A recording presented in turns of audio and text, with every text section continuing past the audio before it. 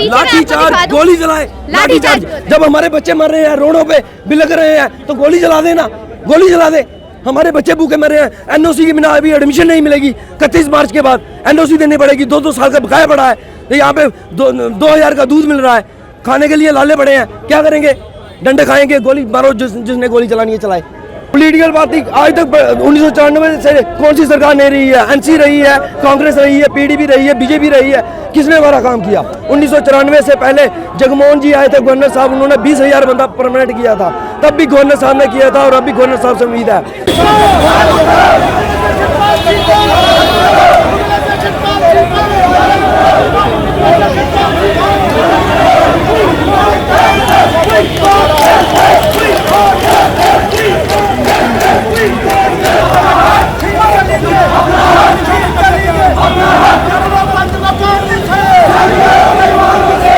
PHE employees ने एक बार फिर ਧਰਨੇ ਤੇ ਉਹ ਆਗੇ ਰਹੇ ਨੇ। ਇਸ ਵੇਲੇ ਮੈਂ BC ਰੋਡ ਤੇ ਆ, ਤੁਸੀਂ ਵੇਖ ਸਕਦੇ ਹੋ ਇਹ ਜਿੰਨੇ ਵੀ ਸਾਰੇ ਵੇਖ ਰਹੇ ਹੋ ਤੁਸੀਂ ਸਾਰੇ ਆ ਪੀਐਚਈ ਵਰਕਰ ਨੇ। ਅੱਜ ਇਹ ਸੜਕਾਂ ਤੇ ਉਤਰ ਕੇ ਆਏ ਨੇ। ਇਹਦਾ ਮੁੱਦਾ ਤੁਸੀਂ ਜਾਣਦੇ ਹੋ ਕਿ ਇਹਦਾ ਮੁੱਦਾ ਇਹੋ ਹੈ ਕਿ ਇਹਦੀ ਜਿਹੜੀ ਡਿਮਾਂਡਸ ਆ ਉਹ ਫੁੱਲਫਿਲ ਕੀਤੀ ਜਾਣ। ਬਟ ਅੱਜ ਇੱਕ ਵਾਰ ਫਿਰ ਸੜਕਾਂ ਤੇ ਉਤਰੇ ਨੇ ਤੇ ਇਹਦੇ ਨਾਲ ਗੱਲ ਕਰਾਂਗੇ। ਕੀ ਨਾਂ ਹੈ ਤੁਹਾਡਾ? जी मेरा नाम इमरान परे है। मैं ऑल डिपार्टमेंट प्रेसिडेंट कश्मीर प्रवंश से आया हूँ। अच्छा।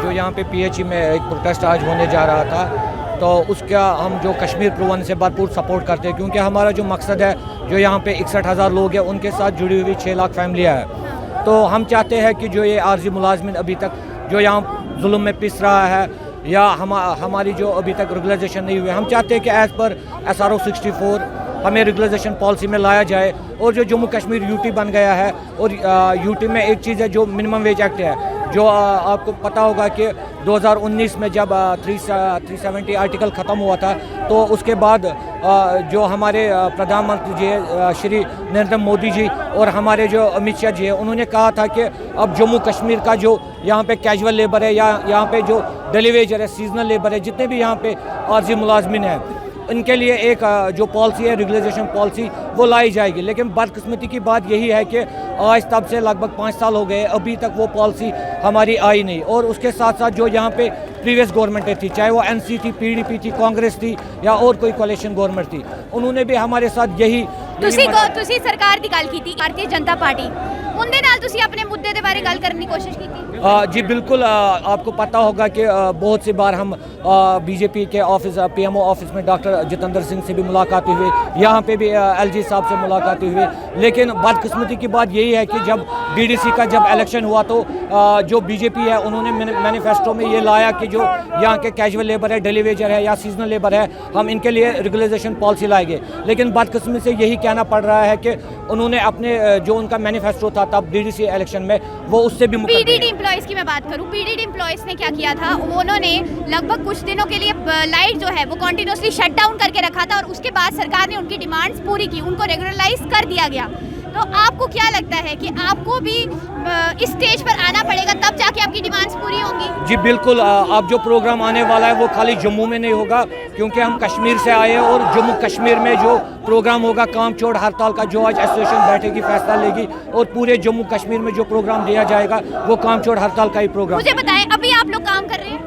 जी बिल्कुल। हम जितने भी 61,000 के करीब आर्जी मुलाजमिन है जम्मू कश्मीर में, हम अभी तक काम कर रहे हैं, और हमारी जो फाइलें हैं, यानी जम्मू कश्मीर में इस टाइम पे पानी आ रहा है? जी अभी कुछ जगहों पे आ रहा है, लेकिन इतना मैं कहूँगा कि जो आने वाले दिनों में जो काम छोड़ हड़ताल होगा, पानी की बूंद के लिए तरसेंगे लोग। पहले भी आपके जो वर्कर थे उन्होंने यही कहा था कि जल्द ही हम लोग काम छोड़ हड़ताल करेंगे, पानी बंद करेंगे, ताकि सरकार मजबूर हो जाए हमारी डिमांड फुलफिल करने के लिए।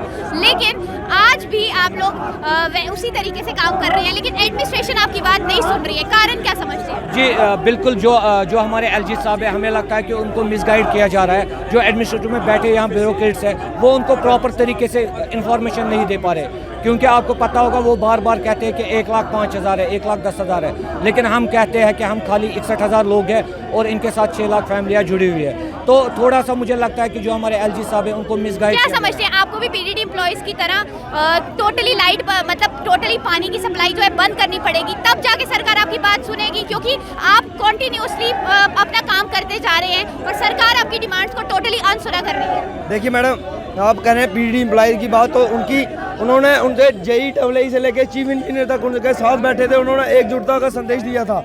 लेकिन हमारे यहाँ पे हमारा डेली वेजर रिटायर जा रहा है, वहाँ पे JEE उनको अलविदा कहने के तक नहीं आ रहे हैं। लेकिन PDD की उनके JEE और चीफ इंजीनियर तक सब एक हो गए थे, उन्होंने एकता का प्रमाण दिया था।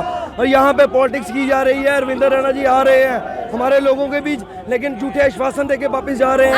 आपसे बात हुई रविंद्र रैना साहब जी की? देखिए हमारी बात रविंद्र रैना से, वो आते हैं आश्वासन देके चले जाते हैं, और वो आज से नहीं, वो 2014 से आश्वासन दे रहे हैं। जब 2014 में हमारी स्ट्राइक थी, वो हमारे बीच में आए थे, तो उन्होंने वहाँ पे हमें जूस पिलाकर हमारी स्ट्राइक को ऑफ किया था। लेकिन उसके बाद 2017 में जब सरकार जूस पिलाया ही किया कि काम होएगा ਤੁਹਾਡਾ, उनसे हम आश्वासन दिया था और कुछ नहीं, आश्वासन के बिना है क्या उनके पास। और हमें गवर्नर साहब पे उम्मीद है कि वो हमारा काम करेंगे। ये पॉलिटिकल सरकार हमारा काम नहीं कर सकती, क्योंकि 1994 से लेके आज तक किसी ने किया नहीं है। जब हमारा काम होने आता है, नेगोशिएशन होती है, जो हमारे मंत्री हैं वो कहते हैं हमारे 2000 बंदे लगा दो, जो संतरी हैं वो कहते हैं हमारा 1000 लगा दो, और इवन हमारे चीफ इंजीनियर तक के बंदे वहाँ पे लगते हैं, तो वही तादाद बढ़ती जाती है, हमारा काम नहीं होता। ये गवर्नर महोदय ऐसी चेयर पे बैठे हैं, वो उन पारदर्शिता से हमारा काम करें और हम डेली वेजर गरीबों का इंसाफ दिलाएं। गवर्नर साहब के पास आप अपनी डिमांड्स लेकर गए थे? जी आप जा रहे हैं गवर्नर साहब के पास, नहीं जाने दे रहे हैं। कौन नहीं जाने दे रहा है? ये पुलिस प्रशासन हमें रोक रहा है, नहीं जाने दे रहा है हमें। बात वो यूनियन अलग हैं, जो 5 बंदे जाके गवर्नर साहब से बात करना चाहते हैं। हम चाहते हैं गवर्नर साहब सभी के सामने आके बात करें और बंद कमरे में बात ना हो, खुले आसमान में। वो इन्ने बड़े इंसान ने, ਤੁਹਾਨੂੰ ਲੱਗਦਾ है कि PH एम्प्लॉइज वास्ते उनके कोल टाइम है? जे टाइम ਹੁੰਦਾ ਤੇ ਤੁਹਾਨੂੰ ਅੱਜ ਸੜਕਾਂ ਤੇ ਆਣਾ ਪੈਂਦਾ। देखिए मैडम, इतने बड़े इंसान है तभी तो उनसे उम्मीद है, उनसे उनकी बातें सुनिए हमने। हाले थोड़ी देर पहले तो ही कहते पे ही कि उनके कोल उम्मीद ਅਸੀਂ ਛੱਡ ਛੜੀ क्योंकि ਉਹ सिर्फ हमें गवर्नर साहब से उम्मीद है, किसी सरकार से उम्मीद नहीं है, क्योंकि कोई सरकार पॉलिटिकल पार्टी तो उम्मीद है नहीं। पॉलिटिकल पार्टी आज तक 1994 से कौन सी सरकार नहीं रही है? NC रही है, कांग्रेस रही है, PDP रही है, BJP रही है, किसने हमारा काम किया? 1994 से पहले जगमोहन जी आए थे गवर्नर साहब, उन्होंने 20,000 बंदा परमानेंट किया था, तब भी गवर्नर साहब ने किया था और अब भी गवर्नर साहब से उम्मीद है। लेकिन मैं आपको एक चीज़ बताना चाहूँगा, मैडम आज तक किसी भी सरकार ने हमारा मसला हल नहीं किया है। जैसे कि हमें आपको बताएं, यहाँ पे सभी सरकारें रही हैं, NC की सरकार भी रही है, सबसे ज़्यादा NC ने यहाँ पे राज किया है, लेकिन NC का आज तक कोई भी उनका लीडर आज तक हमारे हक में बोलने के लिए तैयार नहीं है। इवन यहाँ पे PDP ने सरकार किया, कांग्रेस ने सरकार किया, BJP ने सरकार चलाई है। लेकिन जब से 2014 के बाद हम सरकार आई तो उन्होंने हमें आश्वासन पे आश्वासन दिए हैं, आज तक कुछ किया नहीं है। जो अभी प्रेजेंट सरकार है उन्होंने 2017 में SRO 520 हमारे लिए इन्होंने लाया, और महबूबा मुफ्ती जी ने ट्वीट करके कहा कि हम 61,000 डेली वेजर को परमानेंट करने जा रहे हैं, लेकिन कोई कार्रवाई नहीं की। यहाँ पे जो सेक्रेटरीट में मुलाजिम थे, जो हाई स्किल वर्कर थे, जो अपने चीफ इंजीनियर में काम करते थे, केवल उन 500 लोगों का ऑर्डर निकले, बाकी सभी को यहाँ पे बेवकूफ़ बनाया गया और किसी का कोई कार्रवाई नहीं की गई। जिनकी जान पहचान है उनका काम नहीं, जो यहाँ पे अपने हाथ से अपनी फाइल आगे भेज रहे हैं, तो वो ऑफिस में काम कर रहे हैं, हाई स्किल वर्कर हैं, कंप्यूटर पे बैठे हैं, तो उनकी फाइलें सबसे पहले गई है और 500 बंदों की 520 SRO में फाइलें बनी और उनके ऑर्डर हुए। उसके बाद सभी को बेवकूफ़ बनाया गया। जब 2019 में यहाँ पे 370 टूटी, तो वो यहाँ पे सभी जो गवर्नमेंट सेंट्रल गवर्नमेंट के सभी लॉ यहाँ पे इम्प्लीमेंट हुए, तब यहाँ पे वेजेस कोड जो सेंट्रल गवर्नमेंट का है वो इम्प्लीमेंट होता है। लेकिन उसमें क्या होता है, मैं आपको बताना चाहूँगा कि यहाँ पे अनस्किल्ड, स्किल्ड और हाई स्किल्ड 3 कैटेगरी बनाई गई, जिसमें अनस्किल्ड को 750 रुपये सैलरी दी गई और स्किल्ड को यहाँ पे 10,500 रुपया और हाई स्किल्ड को 12,000 सैलरी दी गई। लेकिन केवल मात्र 1 महीने की सैलरी उनको दी गई और उसके बाद उनको सभी का वेजेस हेड सेम करके 364 वेजेस हेड के तहत सभी को 750 वहाँ पे सैलरी दी जा रही है। स्किल, अनस्किल और हाई स्किल को आप लोगों की प्रेजेंट सैलरी कितनी है? अभी प्रेजेंट सैलरी सभी की 750 रुपया है, वो भी कई महीनों से नहीं मिली है। 70 महीनों का पेंडिंग वेजेस बढ़ा है और यहाँ पे अभी लास्ट 2 आप चाहते हैं कि आपकी सैलरी जो है वो एक तो आपको पूरी मिले और दूसरी मैं एक स्किल वर्कर हूँ, मैंने 10,500 रुपया सैलरी ली है, हमारी प्रमोशन के बजाय डिमोशन की जा रही है यहाँ पे। और जब से ये 370 टूटी है, हमें एक सैलरी 10,500 रुपया मिली थी, उसके बाद फिर से हमारी डिमोशन कर दी गई है और हम चाहते हैं हमारे साथ इंसाफ हो, वरना ये government of India skill India के नारे को बंद करे, क्योंकि हम ये स्किल वर्कर हैं, हम ITI ट्रेंड हैं, 2-2 साल के डिप्लोमे करके यहाँ पे लगे हैं। हमें यहाँ पे कैबिनेट डिसीजन के तहत लगाया गया था, हमारा cabinet decision number 116/4 SRO 239F के तहत सर्वसहमति से कैबिनेट में एक डिसीजन पारित हुआ था, जबकि मुख्यमंत्री गुलाम नबी आज़ाद साहब ने अर्जेंट मीटिंग बुलाई थी और हमारे पे ये SRO decision cabinet decision number 116/4 के तहत उन्होंने कहा था जितने भी ITI स्किल वर्कर हैं उनको वेरियस डिपार्टमेंट में उनको रिक्रूट किया जाए और उनको 7 साल के बाद उनको नियमित किया जाए। लेकिन ये 7 साल तो मैं अब छोड़ो, अब जब 15 साल होने आए हैं हमें ये सैलरी तक नहीं दे रहे हैं, नियमित करने की तो बात छोड़ो। और अच्छा, अब आप ये डिमांड, क्या आपकी डिमांड यही है कि आपको एक तो परमानेंट किया जाए और आपकी जो सैलरी है वो प्रॉपर तरीके से? देखिए मैडम, हमारी 3 मुख्य डिमांडें हैं। पहली डिमांड हमारी है, हमें रेगुलेशन पॉलिसी चाहिए SRO 64 के तहत। पीडीडी एम्प्लॉइज ने भी रेगुलराइजेशन की डिमांड की थी, उन्होंने हड़ताल की, लाइट बंद कर देखिए दी, मैडम, सरकार मजबूर हो गई उनकी डिमांड्स को मानने के लिए। देखिए मैडम, जहाँ तक PDD एम्प्लॉय की बात है, बहुत अच्छी बात है, उन्होंने एकजुटता दिखाई है और उनकी बात मानी है सरकार। इसका मतलब PH employees एकजुट नहीं दिखाते? लेकिन मैं आपको बताना चाहता हूँ PH employees में unity PDD को भी लॉलीपॉप दिया गया है। मैं आपको बताना चाहता हूँ उनको बेवकूफ़ बनाया जा रहा है। उनको DPC के तहत उनको ये 12,000 पोस्टें क्रिएट करें ना, ये 12,000 पोस्टें बोल रहे हैं, आप कहाँ क्रिएट कर रहे हैं? जो वहाँ पे 423 खाली पोस्टें पड़ी हैं उनको DPC के तहत उनको प्रमोट कर रहे हैं। यहाँ पे पोस्टें क्रिएट नहीं कर रहे, बेवकूफ़ बनाने का काम कर रहे हैं ये BJP वाले। जो आपको, आप कह रहे हैं कि PDD एम्प्लॉइज को भी उनकी डिमांड, मैं मैडम आपको बताना चाहता हूँ, जो आप पॉलिसी पढ़े उसमें देखें, ये 5 साल के बाद किसी का नंबर आएगा, किसी का 7 साल के बाद नंबर आएगा। ऑन स्पॉट को 12,000 बंदे का ये ऑर्डर निकाल के बताएं मेरे को। जब उनका ऑर्डर निकाले, हमारी तादाद उनसे डबल ट्रिपल है।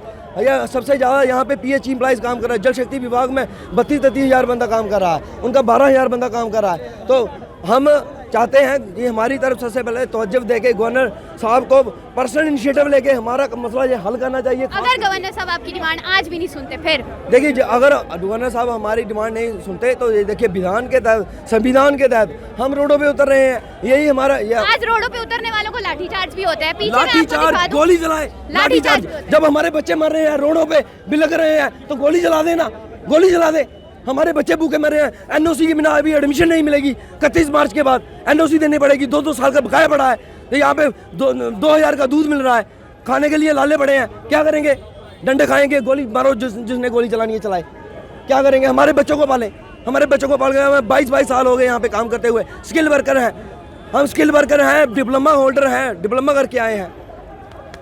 तो आपने सुन लिया कि PH एम्प्लॉइज किस हद तक परेशान हैं। ये आप पीछे देख सकते हैं कि महिलाएं भी अब सड़कों पर मौजूद हैं और पुलिस भी अपनी ड्यूटी करने के लिए मौजूद हैं। अब PH एम्प्लॉइज, ये वो लोग हैं जो आपके घरों में पानी पहुंचाते हैं और आज ये लोग सड़कों पे बैठे हैं। सिर्फ आप देख सकते हैं कि सिर्फ यहाँ पर मेल्स ही नहीं बल्कि फीमेल्स भी, औरतें भी सड़कों पर बैठी हैं। ये हालत आ चुकी है यहाँ पर कि जो गृहिणियाँ घर पे काम करती हैं, आज उनको अपनी सैलरी के लिए, अपनी डिमांड्स के लिए यहाँ इतनी धूप में सड़क में बैठना पड़ रहा है। तो उम्मीद रहेगी कि एडमिनिस्ट्रेशन जल्द से जल्द इनकी बात सुनेगी और जल्द से जल्द जो इनकी डिमांड्स है उस पर नज़र देगी।